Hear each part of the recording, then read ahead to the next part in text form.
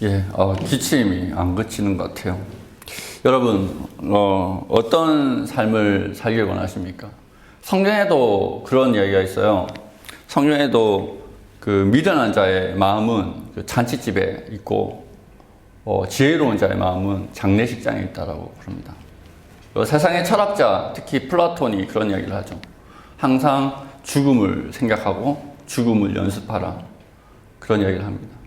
우리의 인생의 마지막에 내가 무엇을 이루었나라고, 내가 어떤 삶을 살았느냐라고 생각할 때 어떤 사람은 정말로 별거 없었고 후회되고 그런 인생이 있는 반면에 어떤 사람은 내가 참 잘 살았구나, 알차게 살았구나, 내가 정말로 열매 맺는 삶을 살았구나 라고 생각하는 사람이 있다는 겁니다. 근데 그 중심에는 내가 마지막 날, 내가 심판의 날, 내가 정말로 내 인생이 끝나는 그날에 어떻게 살았는지 돌아볼 것을 생각하는 사람, 그 사람이 지혜롭다는 거예요. 그런 사람이 가치 있다는 겁니다. 여러분들이 아직 20대이고 그리고 이제 30대가 몇 명 있죠? 30대 둘 대부분 20대죠. 아직 인생이 엄청 많이 남은 것 같아요. 저도 이제 40대 중후반으로 이제 넘어가니까 오래 살았다 라는 생각. 우리 장로님보다 덜 살았지만 예전에 처음에 제가 하나님한테 헌신하고 감명 깊게 읽었던 책들이 데이비드 브레이너드의 생애와 일기라는 책들, 그리고 전능자의 그늘, 이런 선교사님들 책을 보면은 보통 한 28에 돌아가시고 막 그러거든요. 헨리 마틴의 일기 이런 거 보면은 28, 31에 막 순교하고 돌아가시고, 선교사님들 우스갯소리로 정말로 오래 사는데 여러분들 한 게 뭐냐고. 여러분, 인생의 가치는요, 얼마나 길게 살았냐에 나타나지 않습니다. 그 인생이 끝나는 날, 그 인생을 돌아보았을 때 얼마나 많은 열매를 맺혔느냐, 그게 우리의 인생의 가치를 결정하는 거예요. 많은 사람들이 평생 영원히 이 땅에서 살 것처럼 생각합니다. 그렇지만 정말로 지혜로운 사람들은 내가 죽을 때 무엇을 남길까에 대해서 생각합니다. 여러분, 지혜로운 사람이 되십시오. 지혜로운 사람이 되어야 됩니다. 아니면 반드시 후회합니다. 마지막 날 하나님께서 우리의 모든 삶에 대해서 심판하실 때 우리가 하나님 앞에 잘했다, 착하다, 충성된 종아, 이렇게 칭찬받는 사람이 될지, 아니면 하나님 앞에 정말로 내가 하나님 앞에 이루어 놓은 것이 없네요 라고 말하는 사람이 될지, 그건 우리가 하루하루 무엇을 추구하고 사느냐에 따라 달렸습니다. 여러분, 믿음으로 사시기 바랍니다. 오늘 말씀을 보면은요, 그 인생의 가치가 무엇으로 결정되느냐에 대해서 이제 이야기를 나누어 보려고 합니다. 여러분, 이스라엘이 처음에 하나님의 나라로 시작할 때부터 이스라엘의 그 형편은 좋지 못했습니다. 처음에 하나님께서 아브라함의 족속을 택하셔서 자신의 백성으로 삼은 이유가 이 민족이 잘나서가 아니에요. 오히려 세상에서 가장 작고 보잘것 없었기 때문에 택했다라고 성경은 이야기합니다. 그들이 족장시대 때 아브라함, 이삭, 야곱 때는요, 주변의 환경에 따라서 이리저리 떠돌아야 되는 나그네의 삶을 살았어요. 그죠? 나중에는 기근이 들어서 어디까지 내려갑니까? 애굽까지 내려가죠. 요셉의 초청으로 애굽에 내려가서 어떤 삶을 또 삽니까? 애굽에서 어떤 삶을 살아요? 노예의 삶을 살아요. 400여 년간 애굽에서 노예의 삶을 삽니다. 거기서 나왔더니 광야에서 또 뺑뺑이를 주님이 또 돌리십니다. 얼마나 힘듭니까? 그리고 가나안에 정착을 했는데 그때부터 잘 됐습니까? 아니요. 여호수아가 살아 있을 때는 어느 정도 정복 전쟁을 했습니다. 그런데 이 사람들이 믿음이 부족해가지고 그 땅을 정복하다고 말죠.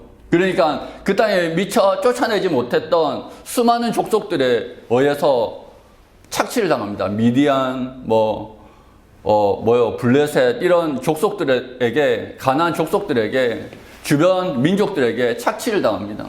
그것이 거의 400년 동안 이어집니다. 이스라엘 백성들이 그나마 주변에 떳떳하고 떵떵거리고 좀 자신있게 내세울 만한 역사는 고작 한 80년 정도? 80년 정도. 다윗이 왕이 되었을 때, 그리고 그 아들 솔로몬이 왕이 되었을 때를 제외하면은 그 민족들은요, 평생 다른 사람의 갈굼의 대상이 되는 거죠. 그 이후로 또 바벨론의 포로가 되죠. 그리고 바사, 헬라, 페르시아 제국, 헬라 제국, 로마 시대에 와서까지 다른 나라의 식민지 생활을 합니다. 우리나라 일제 36년 식민지 동안 얼마나 비참했습니까? 그런데 이 사람들은요, 수백 년을 식민지 생활을 하는 거예요. 이 민족의 마음에 어떤 마음이 있겠습니까? 여러분, 믿음이 있으면요, 믿음 안에서, 하나님 안에서 연단받으면요, 성숙합니다. 인내를 알게 되고, 오히려 역지사지의 마음으로 내가 이만큼 당했으니까 어떤 일을 당하는 사람들을 보면은 반대로 도와주고 싶은 마음이 있어요. 그렇죠? 그런 말이 있습니다. IMF 때, 여러분, IMF 때 태어났죠. 다 태어났죠. IMF 때 그런 말이 있었습니다. 부자 집안에 금두꺼비는 안 나와도 가난한 집안에 금목걸이는 나왔다라는 이야기가 있습니다. 오히려 가난한 사람들이, 오히려 서민들이 자기의 것들을 더 많이 내놨어요. 자기가 어렵게 살다 보니까요, 어려운 사람의 형편을 알고 도와줬던 거죠. 여러분, 믿음 안에서, 하나님의 은혜 아래서 연단받으면요, 오히려 사람이 성숙할 수 있습니다. 그런데요, 그런 믿음 없이 당하기만 하잖아요. 그럼 사람이 어떻게 되냐면 이기적으로 변합니다. 왜? 자기를 보호하기 위해서. 예수 그리스도께서 이 땅 가운데 오셨을 때 유대인의 상태가 그랬어요. 율법은 남아있고 하나님의 말씀, 모세오경은 있는데요, 믿음이 없었어요. 하나님의 마음을 몰랐습니다. 하나님과 동행하지 않았어요. 그러니까 도끼만 남은 거예요. 도끼만. 이걸 어떻게 해서든 버텨야 된다. 이걸 어떻게 해서든 우리 민족을 어떻게 형편이 나아질 수 있도록 버텨야 된다. 그 마음만 있는 거예요. 성숙이 아니고 자기를 보호하기 위한 보호 본능만 남은 거죠. 이스라엘은 하나님의 뜻이, 하나님의 통치가 이 땅에 온전히 이루어지는 것보다 자신들이 평안하기를 원했습니다. 그래서 예수님이 인기가 높아지고 예수님의 메시지가 사람들한테 전파되고 나사로가 죽은 자 가운데서 일어났을 때 대제사장들과 유대인의 지도자들이 뭐라고 이야기합니까? 이 사람만 죽으면, 이 사람이 안 죽고 이 사람이 계속 인기를 얻고 이 사람이 유대인의 왕이라는 소리를 들으면 오히려 로마인들이 와서 우리의 모든 것들 다 뺏어갈 거야. 우리 민족이 망할 거야 라고 이야기하죠. 그렇죠? 하나님의 나라가 전파되고 하나님의 통치가 이 땅 가운데 온전히 성취되는 것보다 그들에게 원하는 것은요, 지금 우리가 편안한 것, 지금 우리가 고통받지 않는 것, 그런 삶을 원했습니다. 여러분, 제가 역사를 바라보고 성경을 바라보고 지금 이 시대를 바라봤을 때 우리에게 있는 가장 큰 우상이 뭐냐면은 우리의 평안함입니다. 여러분, 유대인들도 내 평안함, 내 편함, 나의 풍족함을 위해서 예수 그리스도께서 눈앞에 있는데도 그 예수 그리스도를 죽이려고 하는 거죠.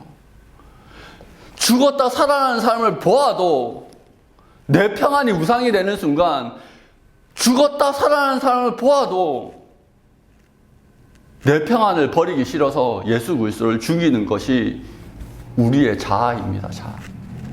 우리의 자아가요, 그렇게 끔찍해요. 그래서 주님이 말씀하시는 거예요. 날마다 자기를 부인하고, 날마다 자아를 부인하고 나를 쫓으라. 날마다 자기를 부인하고 자기 십자가를 지고 나를 쫓으라. 말하는 것입니다. 주님은요, 이스라엘만 구하려고 오시지 않았어요. 오늘 말씀해 보니까 명절에 올라온 사람 중에 헬라인 몇이 있다고 해요. 헬라인. 유대인이, 정통 유대인이 아닌 거죠. 어쩌면은 헬라파 유대인일 수도 있지만 여기서는 헬라인이라고 이야기하니까 어쩌면 헬라인 중에 그 유대인 회당이 그 제국 곳곳에 있었잖아요. 유대인이 바벨론 이후로 포로 생활을 하면서 그 각지에 말씀을 가르치고 배우고 공동체 생활의 중심지인 회당을 세웁니다. 그 회당을 중심으로 그곳에 하나님을 믿는 신앙이 매력적으로 보여서 이방인들 중에서도 하나님을 경외하는 사람들이 생겨났어요. 아마 그 사람들 중에 일부였을 겁니다. 그런데 그들에게 예수 그리스도에 대한 소문이 퍼진 거예요. 이방인에게 예수 그리스도에 대한 소문, 이야기가 퍼진 거예요. 예수님께서 자기가 십자가 지시는 그 타이밍을 어디로 잡았나? 이방인들에게 자신의 이야기가 퍼져서 자신들에게 나온 이방인들이 생겨난 그 시점을 자기가 십자가질 타이밍으로 꼽으신 겁니다. 아, 이제는 이방인에게도 복음이 전파되고 있구나. 예수님은 처음부터 유대인만 구원하기 위해서 이 땅에 오시지 않았습니다. 요한복음 3장 16절에 뭐라고 이야기합니까? 하나님이 세상을 이처럼 사랑하사. 뭐요? 유대인을 이처럼 사랑하사가 아니고 세상을, 온 세상을 이처럼 사랑하사 독생자를 주셨습니다. 예수님의 관점은 유대인을 넘어서 온 세상에 퍼져 있었어요. 그때가 자기가 십자가 질 타임인 것을 스스로 알고 계셨습니다. 그래서 23절에 예수께서 대답하여 이르시되 인자가 영광을 얻을 때가 왔도다 이야기합니다. 영광을 얻을 때 언제? 십자가 지실 때. 여러분, 제가 여러 번 이야기했지만 영광이라는 말이 의미하는 것은요, 뭐 반짝거리고 그런 게 아닙니다. 영광이라는 말의 의미는요, 본질이에요. 그분의 본질, 그분의 속성, 그분의 어떠하심, 하나님의 어떠하심, 하나님의 본질, 하나님의 속성을 드러날 때가 온 겁니다. 예수님께서 이 땅에 오셔서 계속 자기에게 대해서 말씀하셨어요. 나는 생명의 떡이다. 나는 생수다. 나는 생명의 빛이다. 나는 너에게 생명을 주는 존재다. 이게 하나님 예수 그리스도의 영광이에요. 지금까지는 말로만 하셨어요. 말로만. 근데 이 영광이 드러나야 돼요. 무엇을 통해서? 자신이 십자가 지심으로 이 영광을 이제 세상 가운데 보여주는 겁니다. 주님은 십자가를 통해서 자신이 전한 메시지가 사실임을 증명할 때가 왔음을 이야기하십니다. 그러면서 한 알의 미래에 땅에 떨어져 죽지 아니하면 한 알 그대로 있고 죽으면 많은 열매를 맺느니라. 한 알의 미랄로서 땅에 떨어질 것을 제자들에게 말씀하셨습니다. 여러분, 십자가를 지고 장사 지낸 바 되고 사람들에게 잊혀진 바 되는 것이 여러분 세상 사람들이 보기에는 정말로 미련하고 가치 없는 일로 보였겠죠. 누가복음에 20장에 보면은 엠마오로 내려가는 두 명의 제자의 이야기가 나옵니다. 예수 그리스도께서 돌아가시고 예수 그리스도께서 죽으시고 그 일에 충격을 받고 이 사람이 이스라엘을 구원하고 세상을 구원할 그리스도인 줄 알았는데 이 사람이 죽어버렸다고, 이 엄청나게 슬프고 이렇게 비참한 일이 일어났다고 실망해서 엠마오로 자신이 살던 고장으로 돌아가는 사람들과 동행하는 예수님의 이야기가 나옵니다. 사람들이 다 그렇게 생각했어요. 끝났다고 생각했어요. 아무 의미 없는 죽음이, 비참한 사건이 일어났다고 생각했습니다. 그런데 어떻습니까? 그게 그냥 끝이었나요? 아니요. 그때부터 시작이었습니다. 십자가를 통해서 주님은 누구라도 아무라도 능히 셀 수 없는 큰 무리, 요한계시록 14장, 7장과 14장에 나오는 아무라도 능히 셀 수 없는 큰 무리가 구원받는 역사를 일으키셨습니다. 그분은 자신이 미랄처럼 땅에 심기어 썩어짐으로 자신이 생명의 떡임을 증명하셨습니다. 그 영광이에요. 여러분, 자연 법칙이죠. 여러분, 씨앗이 땅에 딱 심겨요. 그럼 어떻게 돼요? 어떻게 돼요? 처음에 썩는 것 같죠, 그죠? 근데 그 껍질을 깨고 뭐가 나와요? 자기 틀을 깨고, 이 씨앗이라는 이 껍데기 틀을 깨고 뭐가 나와요? 싹이 나옵니다.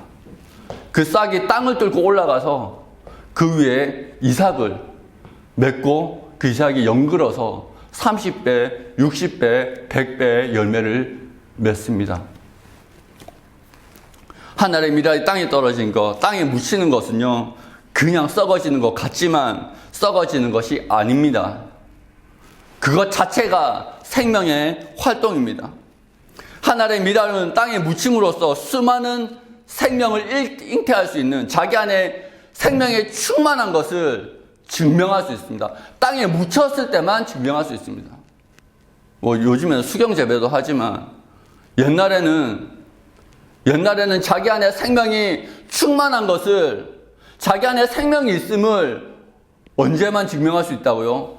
땅에 묻힐 때만 증명할 수 있습니다. 여러분들 또한 마찬가지입니다. 오늘 말씀에 뭐라고 나와 있습니까? 25절에 자기의 생명을 사랑하는 자는 잃어버릴 것이요 세상에서 자기의 생명을 미워하는 자는 영생하도록 보존하리라. 사람이 나를 섬기려면 나를 따르라. 나 있는 곳에 나를 섬기는 자도 거기 있으리니 사람이 나를 섬기면 내 아버지께서 그를 귀히 여기시리라. 예수님께서 말씀하셨습니다. 내가 하늘의 미랄이 된 것처럼 여러분들도 하늘의 미랄이 되라고. 여러분, 그것이 가치 있다고. 요즘에 세상이 어떻습니까? 너무 이기적이죠. 그죠? 손해보면은 호구라고 놀립니다. 그리스도인들조차 그렇습니다. 아니, 우리나라에 처음 기독교가 들어왔을 때는 그러지 않았겠죠. 그죠? 그런데 지금의 기독교는 너무 이기적입니다. 예수 그리스도의 모습을 볼 수 없습니다. 초대교회가 로마, 그 강대한 로마, 요한계시록에서조차도, 다니엘서에서조차도 정말로 철의 제국이라고 표현될 만큼 강력한 로마, 그 로마를 어떻게 뒤집었습니까? 원수를 사랑하라. 원수를 위해서 기도하라. 원수를 위해서 희생하라. 그 사랑으로 그 강대한 로마가 뒤집어졌습니다. 근데 지금 우리 기독교는 어떻습니까? 내 생각과 다른 거는 무조건 배척합니다. 여러분, 초대교회 때 다른 종교를 믿던 사람들이 예수 그리스도를 믿는 사람들 보고 무신론자라고 그랬습니다. 신을 섬기지 않는 사람들이라고 그랬습니다. 왜? 자기를 주장하지 않았거든요. 근데 지금 우리 기독교는 어떻습니까? 너무너무 이기적이고 너무너무 배타적입니다. 예수 그리스도의 성품을 찾아볼 수가 없습니다. 그러니 당연히 다른 일을 위해서, 내 옆에 있는 지체들을 위해서 지는 십자가조차 두려워하고 부담스러워하고, 그런 모습이 지금 우리의 기독교입니다. 교회가 뭔가요, 여러분? 교회가 뭐죠? 교회가 뭐예요? 제가 많이 이야기했죠. 그렇죠. 그리스도의 몸이죠. 그리스도의 몸은 어떻게 해야 되죠? 그리스도께서 하시는 일을 그 몸을 통해서 하셔야죠. 머리 대신 그리스도께서 내리신 명령대로 그 몸은 그것에 순종할 뿐입니다. 그렇죠? 근데 지금 우리의 모습은 그리스도의 몸이 아닌 것처럼 그렇게 되어져 가고 있습니다. 여러분, 세상이 험하고 자기의 이익을 추구하지 않으면 죽을 것 같은 시대, 직장을 구하기도 너무 힘들고 그렇다고 땅 파서 살아갈 수도 없는 그 시대, 나 스스로를 보호하지 않으면 도태되고 실패하고 다른 사람들로부터 무시당하고 조롱받는 그런 시대, 그런 시대를 우리가 살고 있습니다.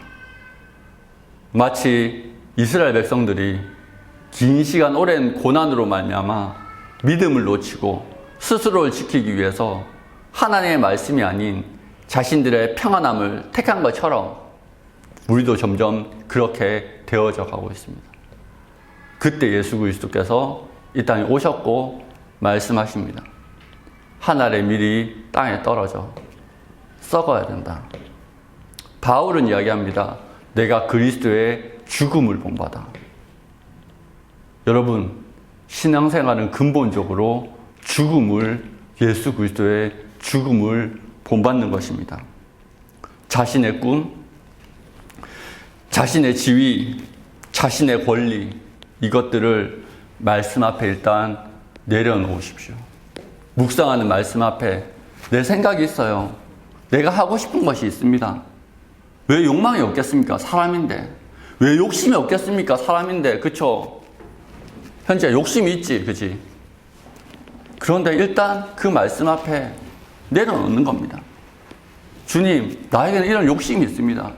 나에게는 이런 꿈이 있습니다. 나에게는 이런 비전이 있습니다. 그런데 일단 주님의 말씀 앞에 내려놓겠습니다. 주님의 십자가 앞에 내려놓겠습니다. 그리고 하나님의 말씀을 듣겠습니다. 자기가 안전하다고 하는 틀을 깨겠습니다. 내가 이것을 놓으면 망하는 것 같지만 이 나를 스스로 보호하고 있다는 이 방어망을 내려놓겠습니다. 내 기반을 내려놓겠습니다. 하나님께서 모세에게 말씀하시죠.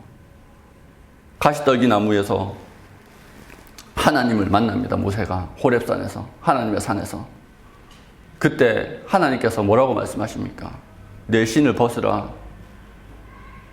네가 선 땅은 거룩한 곳이다. 내 발에 신을 벗으라. 네 권리, 네 위치, 주님의 거룩하심 앞에, 주님의 임재 앞에 내려놔야 됩니다. 그리고 주님이 말씀하십니다. 정말로 내가 이 땅을 가치 있게 살아갈 그 사명, 진짜 사명, 진짜 내가 가치 있게 살아갈 그 인생의 목표, 그때 주님께서 주시는 거예요. 야, 너는 이스라엘을 구원할 자야. 하나님께서 모세를 나일 강가에서 건지셨던 것처럼 이제는 네가 내 말씀을 가지고 애굽으로 내려가서 이스라엘 백성들을 구해야 돼. 일단 네 발에 신을 벗어. 네가 가지고 있는 거 내려놔. 그리고 내 음성을 들어. 여러분, 진짜 그리스도인이 되기를 원합니다. 진짜 그리스도인이 되기를 원합니다. 교회 다니는 사람 말고,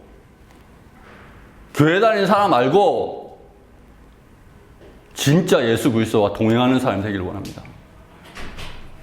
정말로 예수 그리스도 아니면 죽음을 달라고 말할 수 있는 그런 진짜 그리스도인이 되기를 원합니다. 예수님도 이 길이 괴로우셨습니다. 27절에 보면 지금 내 마음이 괴로우니 무슨 말을 하리요. 주님이 십자가에 못 박히시 돌아가시기 전에 말씀하셨어요. 주님, 이 잔을 나에게 옮겨주셨으면 좋겠습니다. 하나님, 이 잔을 나에게 옮겨주셨으면 좋겠습니다. 주님도 이 길을 가는 것이 마냥 기쁘진 않았어요. 마냥 좋지는 않았습니다.